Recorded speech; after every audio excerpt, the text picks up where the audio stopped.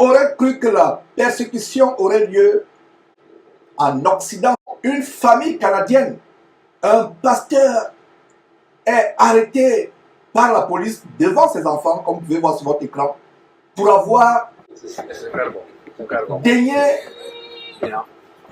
faire une église de maison. Et donc voilà ce monsieur, vous voyez comment il est, la police l'a interpellé, tout simplement parce qu'il tient les églises des maisons. Et voilà quelqu'un de humble, visiblement, une merveilleuse famille, visiblement pieux, rien à voir avec les églises babyloniennes que vous avez à travers le monde. Voilà un homme assez décent. La police fait éruption chez lui pour l'arrêter. Quel est le motif de l'arrestation? Tout simplement parce que il tient des réunions d'église de maison dans le privé de sa maison, mes frères et sœurs. Ça ne se passe pas au Nigeria, ça ne se passe pas en Afghanistan, ça ne se passe pas au Pakistan, ça se passe au Canada, en Amérique du Nord. Et voilà, ils sont en train d'argumenter, la police est en train d'argumenter, et il y a cette chaîne de télévision séculière, pourtant séculière, qui filme cette arrestation. Et ça me fait mal, mes frères et sœurs, tout simplement parce que ils auraient soi-disant violé les règles afférentes à cette peste chinoise, la peste du dragon. Ils auraient violé les règles dans leur maison. Ils se réunissent dans leur maison et les voilà, ils sont arrêtés devant sa femme. Et le voilà, mes frères et sœurs, qui est persécuté. La persécution a commencé, comme je le disais, nous avons commencé à vivre la persécution et nous allons la vivre de plus en plus. Incroyable, il fallait que je commence par cela. Nous avons des frères et sœurs en Christ au Canada qui se réunissent dans les maisons. Frères et sœurs, si vous ne le saviez pas, vous qui êtes au Canada, voilà ce qui est devenu le Canada. Voilà ce qui est devenu votre pays. Il demande à la police, voilà, qu'est-ce qu'on a fait exactement, quelle loi nous avons violée. Il parle des règles communautaires afférentes à cette peste chinoise, cette peste du dragon. Pourquoi il l'appelle peste du dragon? Parce qu'elle vient de la Chine, qui a pour symbole national le dragon. Et pour vous qui suivez l'anglais, vous pouvez écouter en background les discussions avec la police. Il se fait arrêter. Ça nous fait mal, mes frères et sœurs. Soyons encouragés, frères et sœurs à travers le monde. La persécution viendra des pays qu'on soupçonnait le moins, comme le Canada. Et de plus en plus aux États-Unis, il y a eu des cas aussi comment des pasteurs, des hommes de Dieu, des frères en Christ comme celui-là, pourtant priant dans une maison, ont été persécutés. Et la police est sur le point de l'arrêter. On va l'arrêter. Et il ne va pas fuir, comme les faux pasteurs qui fuient. Vous voyez comment les enfants sont en train de pleurer. Ça me fend le cœur de voir comment les enfants pleurent. Devant les enfants, des fillettes assez décentes. Visiblement une très belle famille, très bonne famille. Il embrasse son épouse, il embrasse ses enfants. Il est conduit en prison. Pourquoi? Ce n'est pas un criminel. Il y a des criminels au Canada, mais on ne les arrête pas. Il y a des violeurs d'enfants. Il y a des pasteurs comme Mukendi qui passent le temps à violer les enfants, qui passent le temps à violer. Il a été condamné à 8 ans d'emprisonnement. Il est en cavale. Mais est-ce que vous avez appris qu'on l'a arrêté? On ne l'a pas arrêté. Mais voilà les innocents. Un père de famille assez décent, un simple frère qui n'a pas le titre de révérend ou je ne sais pas d'archibishop, qui prie avec sa famille dans sa maison en invitant quelques frères et sœurs dans les environs. Il prie et le voilà qui est arrêté et avant de partir, il prie. Est-ce que vous avez vu la différence avec Mukendi Paul? l'arrestation de Mukendi Paul, voilà un vrai chrétien.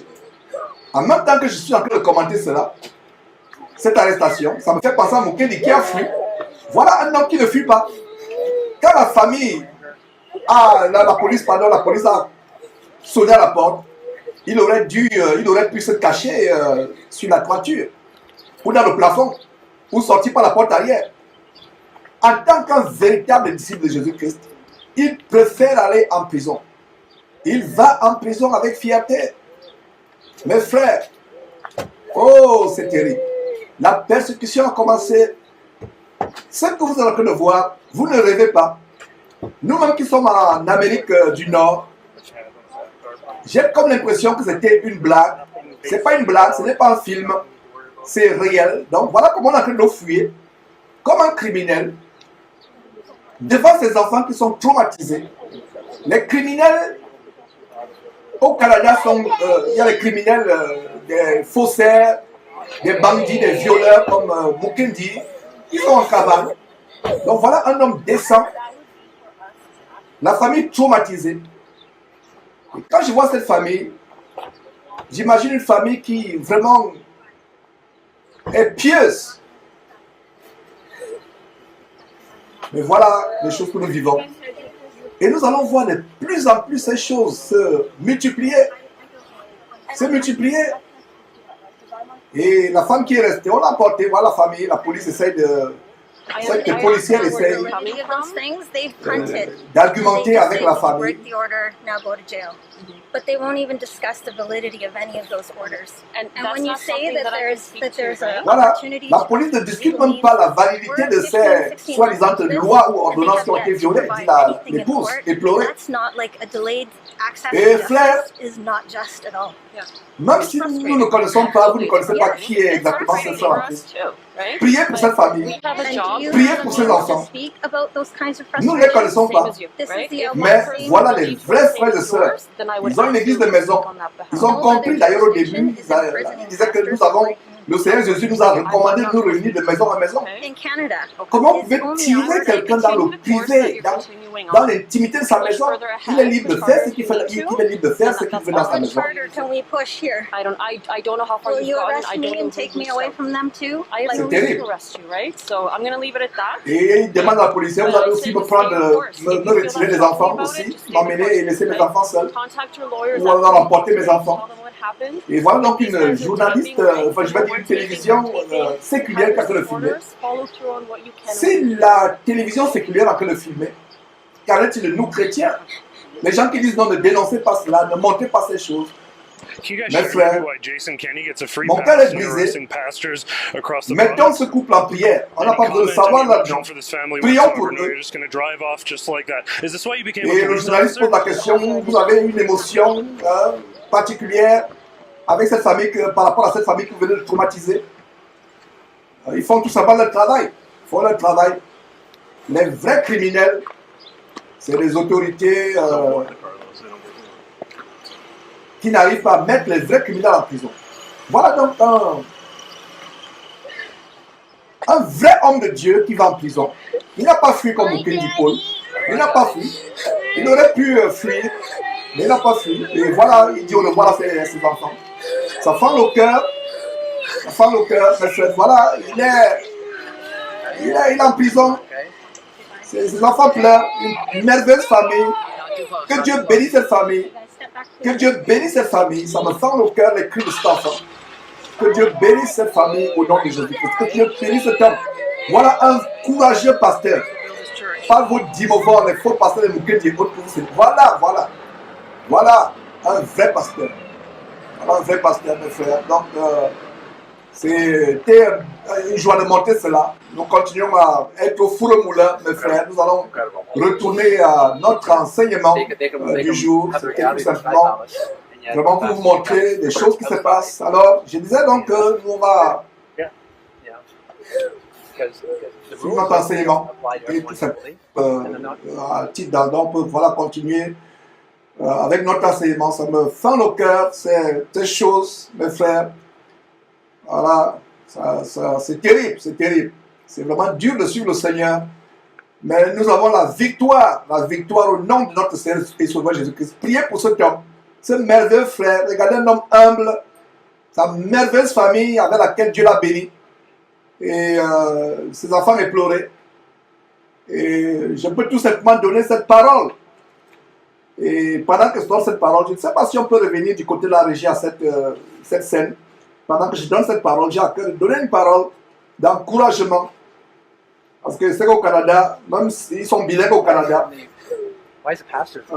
ce qui... il y a certains qui parlent, qui sont bilingues, qui comprennent aussi le français, même s'ils sont anglophones. Et je vais donc donner cette parole d'encouragement pour ce monsieur.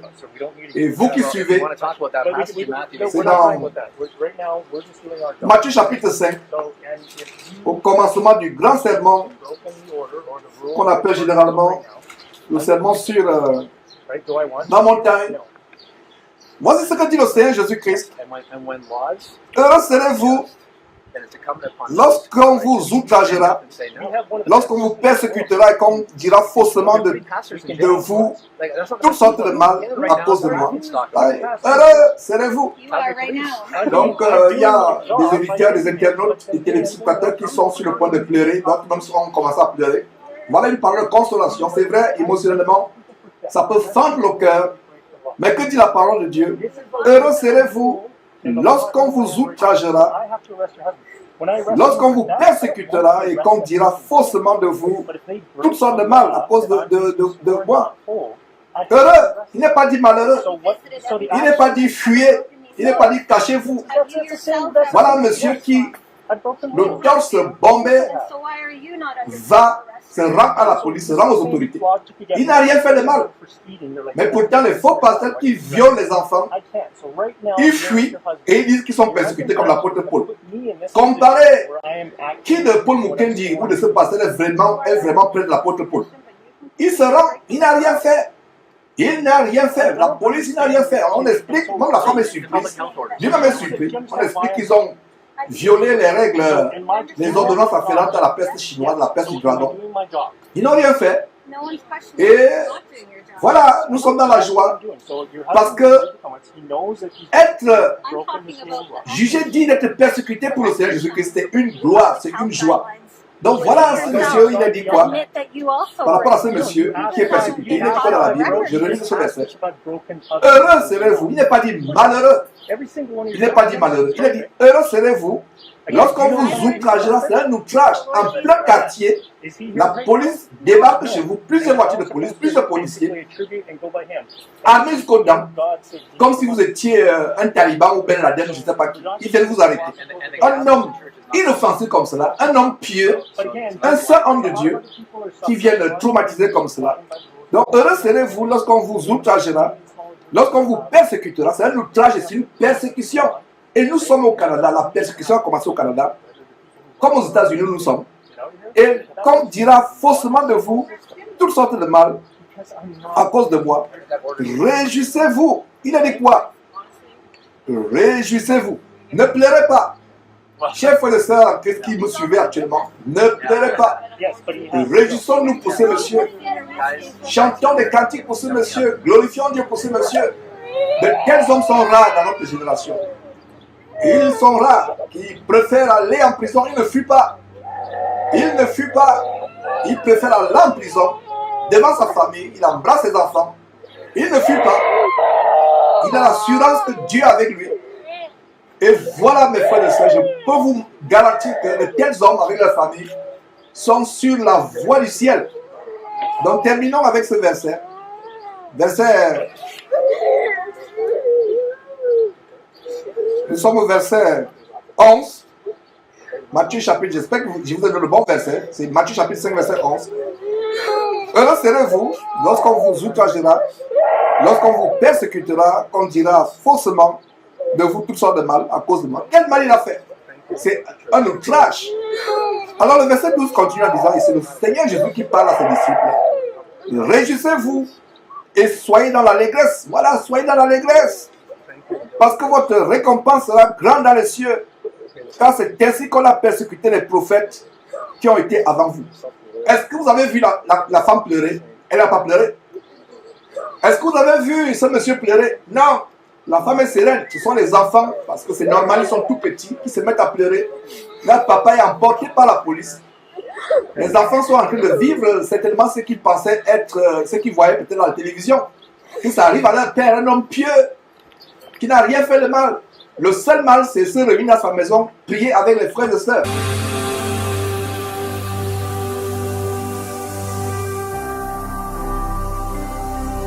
Jésus-Christ TV, vous connaîtrez la vérité et la vérité vous affranchira.